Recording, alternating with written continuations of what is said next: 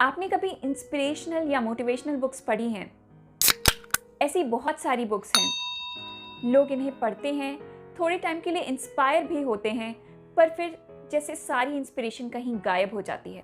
Successful लोगों के secrets फिर भी उनके पास सुरक्षित रहते हैं। ऐसा क्यों?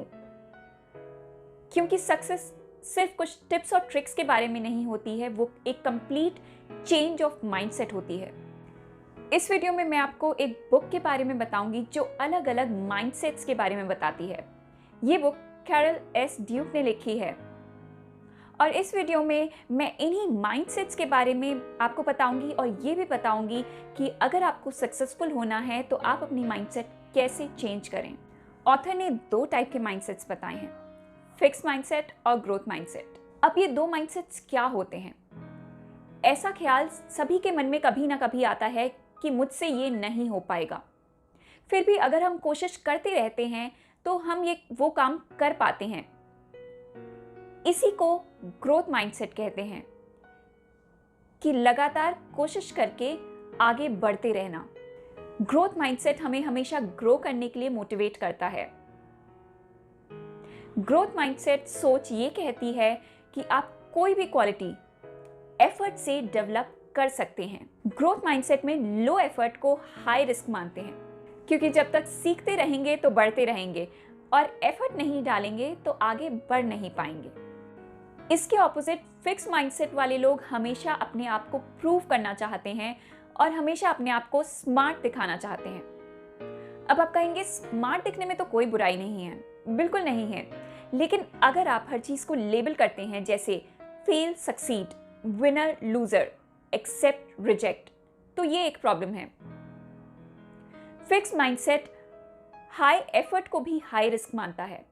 ऐसे में फिक्स माइंडसेट हमेशा अपनी गलतियों के लिए दूसरों को ब्लेम भी करता है। अब इस चीज को एक एग्जाम्पल के थ्रू समझते हैं। एक जॉब इंटरव्यू में रिजेक्शन की सिचुएशन लेते हैं।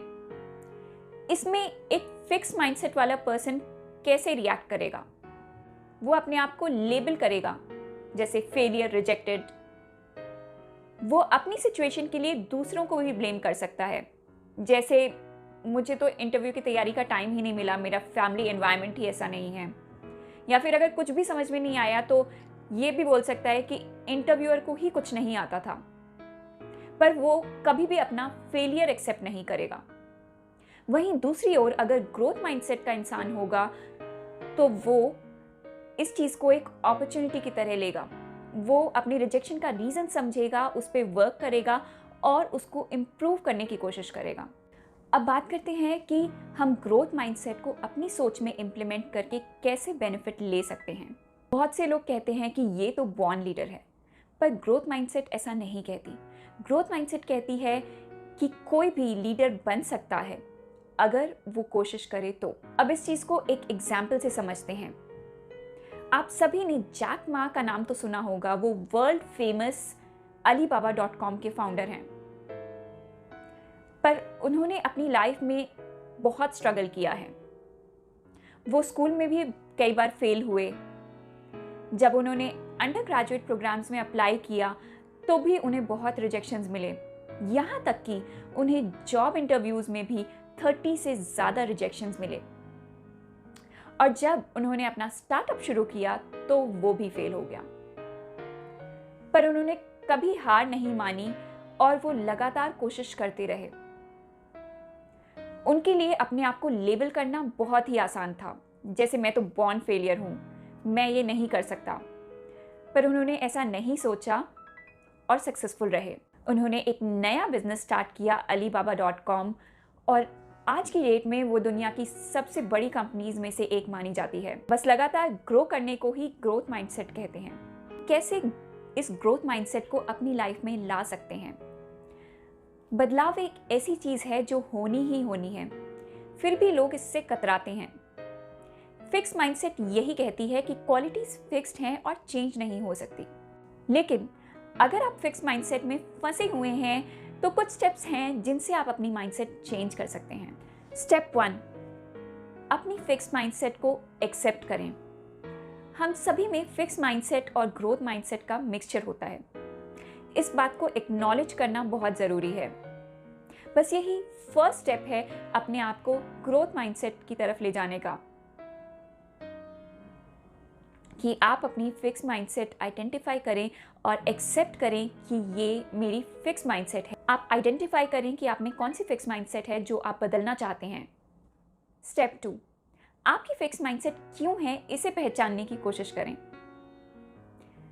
आपकी फिक्स माइंडसेट आपसे अलग अलग बातें कह सकती है, जैसे I am a failure, I can't do this, या दूसरों को जज करो। तो ये फिक्स माइंडसेट कब और कहां से शुरू होती है, बस इसे ऑब्जर्व करिए। कुछ एक्शन मत लीजिए, बस ये ऑब्जर्व करिए कि आपकी फिक्स माइंडसेट कैसे शुरू हो रही है। स्टेप 3, आप अपनी फिक्स माइंडसेट को एक इंसान की फॉर्म में पहचानिए। उदाहरण के लिए, अगर मैं कहती हूं कि मेरी फिक्स माइंडसेट मुझे कहती है कि अगर मैं कुछ अनएक्सपेक्टेड देखूं तो उस इंसान को जज करो, क्रिटिसाइज करो।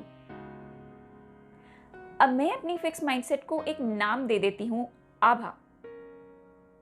इसे किसी को पर्सनल लेने की जरूरत नहीं है, ये सिर्फ एग्जाम्पल के लिए है। तो मैंने उस फिक्स माइंडसेट को नाम दे दिया आभा। अब मैं ऐसा सोच सकती हूं कि आभा मुझे दूसरों को जज करने के लिए, क्रिटिसाइज करने के लिए कहती है। ऐसी सिचुएशन जब दोबारा आएगी तो मैं चुप रहूंगी। मैं उस सिचुएशन को ऑब्जर्व तो करूंगी, पर मैं उस पर एक्ट नहीं करूंगी। स्टेप 4, आप अपनी फिक्स माइंडसेट को समझाइए, उसे एडुकेट करिए।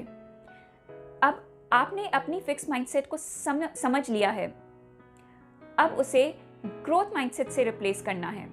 अगली बार जब आभा दूसरों को जज करे या क्रिटिसाइज करे तो आप ये सोचें कि दूसरे की क्या सिचुएशन है और उसे समझने की कोशिश करें। धीरे धीरे आपकी ये फिक्स माइंडसेट खत्म होती जाएगी। आप ये ग्रोथ माइंडसेट चेंजेस अपनी लाइफ में अपना के देखिए, आपको बहुत पॉजिटिव फील होगा। और मेरे साथ शेयर भी ज़रूर करिए आपका एक्सपीरियंस कैसा रहा। आपके पास कोई और सजेशंस हो तो वो भी शेयर करिए।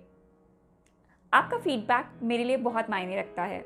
आपको ये वीडियो पसंद आया तो लाइक करें और अपने दोस्तों के साथ शेयर भी करें। मैंने बुक के सारे लिंक्स डिस्क्रिप्शन बॉक्स में दिए हैं, तो वो भी आप जाके देख सकते हैं। और बुक्स एंड मोर हिंदी को सब्सक्राइब करें, बेल आइकन क्लिक करना ना भूलें। इस वीडियो के लिए इतना ही। तब तक सीखते रहें, बढ़ते रहें, पढ़ते रहें। धन्यवाद।